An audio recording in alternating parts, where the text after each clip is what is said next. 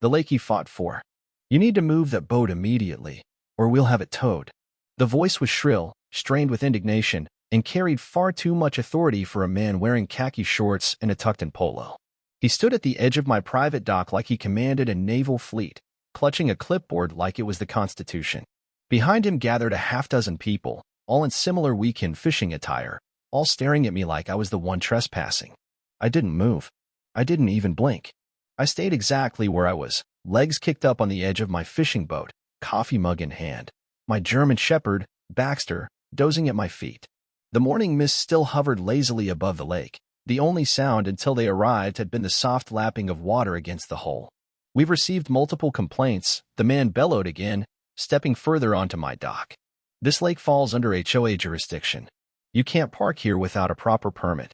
That was when I slowly rose to my feet, brushed off my flannel shirt, and met his eyes. "I own this lake," I said evenly. The world stopped. The man froze. His entourage blinked. For a few seconds, even the birds seemed to hold their breath. "You, what?" a woman gasped, nearly spilling her mimosa. I didn't repeat myself. Instead, I walked over to the waterproof lockbox mounted to the inside of the boat, unlatched it, and pulled out a tightly rolled document. My deed. I held it up, not aggressively, just enough for them to see I wasn't bluffing. "You might want to sit down," I said to him, "because this is going to take a minute." Let me rewind. A few years earlier, I bought this remote property on the fringe of a developing neighborhood.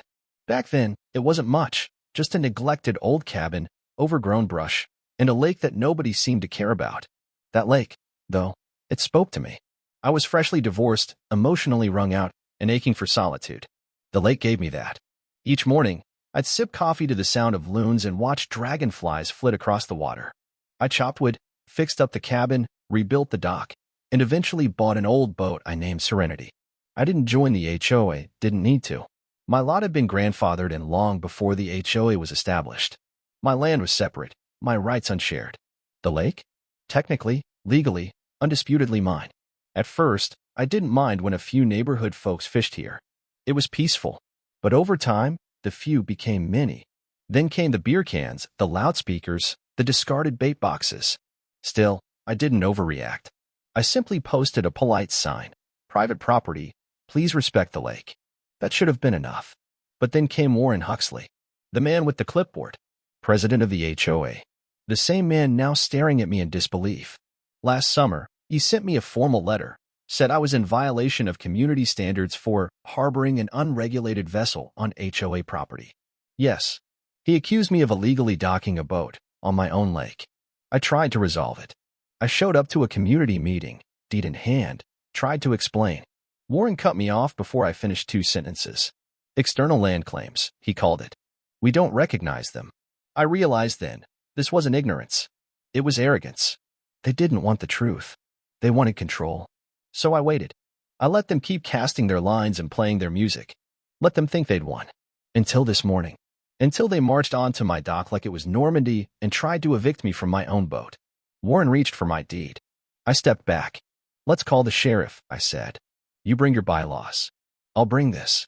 We'll see who ends up in cuffs." He muttered something about not escalating things, but I could see the wheels turning. Warren wasn't backing down.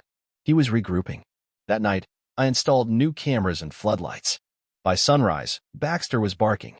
I threw on my jacket and sprinted to the dock. And there he was, Warren, on a rented flat-bottom crane boat with 2 burly guys and a set of industrial hooks, circling Serenity like a prize fish. I hit the lights. "Get off my property." The men flinched. Warren squinted into the glare. "We have HOA clearance," he shouted. I lifted my phone and began filming. Then I pulled out the deed again and held it directly into the camera. But before I could even call the sheriff, one of Warren's hired hands turned and said, "Wait, this lake's registered to who?" Warren faltered. It's communal. It's on HOA maps." The guy frowned. "County records listed under a Samuel Blake." "That you?" I raised my hand. "That's me." They started backing up. And then Warren, red-faced and seething, kicked at the dock post. He slipped. The splash echoed like a drum roll.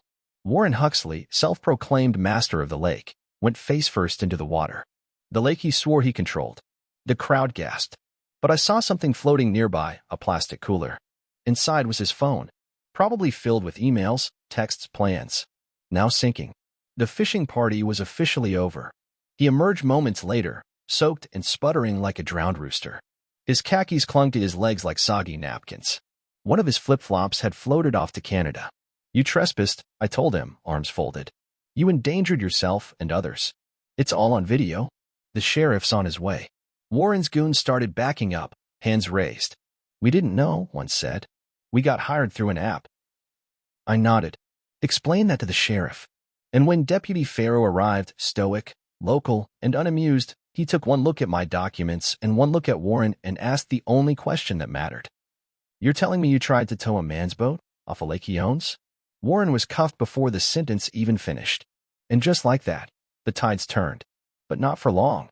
2 days later, I received a letter from the HOA, summoning me to a disciplinary hearing for disruption of community peace. Signed by the interim president, Cynthia Huxley, Warren's wife. The circus hadn't left town. It just changed ringmasters. I called my lawyer, Evan. They're not suing you, he said. They're baiting you. But we'll show up. With everything. The meeting was packed. Cynthia dressed like she was hosting a fundraiser for royalty. Her voice was clipped and icy. You have disrupted the harmony of this neighborhood, Mr. Blake. I protected my property, I replied. She waved a hand. That lake has served as communal space for years. And my kitchen has existed for years, I said. Doesn't make it a public cafeteria. Snickers from the crowd. Cynthia's cheeks flushed. I handed out copies of the deed, the zoning maps, the court filings. I played the clip of Warren falling into the lake. The room erupted. Even the board members couldn't hide their grins. This is harassment. Cynthia snapped. This is over, I said. But it wasn't. 2 mornings later, I woke to loud music and boat engines. Cynthia had organized a community lake day. Dozens of strangers on my dock.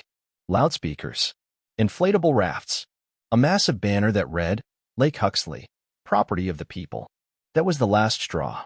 I activated the dock circuit breaker. The music died. The microphone fizzled.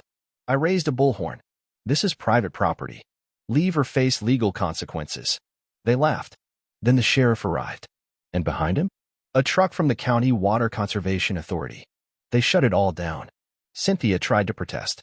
You can't own water. A county rep flipped open her file. Actually, he does.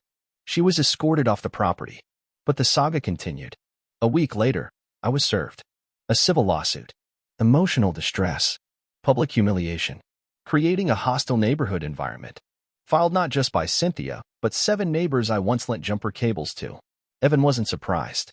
They want to wear you down, he said. But we'll expose everything. So we did. Deeds. Footage. Cleanup logs. Environmental permits. Even emails from HOA members acknowledging the lake's private status. The courtroom was packed. The judge didn't blink once his Evan laid it all out. Then we played a recording of Cynthia saying, let's show that one man can't keep what belongs to us all. The judge slammed her gavel. Case dismissed. The HOA was ordered to cease all activities related to the lake. Cynthia resigned. Warren was nowhere to be found. And then the county did something I never expected. They sent a certificate. The lake was officially renamed Lake Blake. But the Huxleys had one more act. One night, I caught Warren at the edge of the lake with a backhoe, drums of fertilizer, and fuel, planning to destroy the lake. I tackled him. Deputies arrived in minutes. Hazmat teams followed. He was charged with attempted environmental sabotage. Cynthia left town shortly after. The HOA went silent. And Lake Blake? It blossomed. A year later, kids fished from the dock. Schools visit on field trips. I built a sanctuary for birds and bees. There's a sign at the dock now. White cedar. Clean lettering. Welcome to Lake Blake. Respect the water. Respect each other. And beneath that, this isn't a rule. It's a reminder. Peace wasn't handed to me. I had to fight for it. But it was worth it. Because some things are too sacred to give away.